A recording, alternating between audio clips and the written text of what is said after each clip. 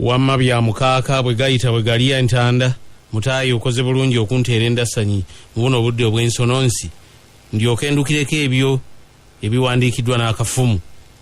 Nze Waguma Kisuule alinnye ku kiyonjo okuba abagulizaako nti eminyolo omulowooza tijyolekedde okusekera ku nkalaabirizi ku mutala Bukoto n'enkingizi wano akadde kalabika nga akasana ka kisomerezi ddala akooleka nti ddala wamma kawomera boosi.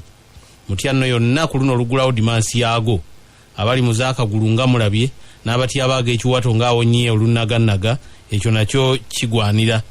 Entula y'embaali engeri gyekuwa y'entula y'embaali mu ndoddo gyekuwa entabaaza y'entawaata kati yali ku mpologero ogamba sike kaseera otera wawamuke oleme kuguguutana ng'owejjangaalo g'omuliro. Awo naffe we tunaatandikira akabbula katengejje ku malombe. Bannange Lumonda Nankunkuna ayasa mangu. Muwulira kaakati anaagula agaleero tolinda nkwale kutiimira mu ntooma otuke n'okufaanana omukazi afumbidde ebbanga eddene ng'asuubizibwa omukolo ogw'okulya empombo nga buli olukyabuuza mugandala ku gganda lya ssajja kyowange senga ow'ensonga alifuuka ddikayobya va mu byaga luno ogende ogule ove mu kuttaaganaaga embwaga eyatta ennamugonga kubanga biyinza okuviiramu ebitali birungi. Obudde engeri gye buziruguwadde nange kanninye enkumbaali nve mu ndibiraba n'enziruka yagenda n'abapere.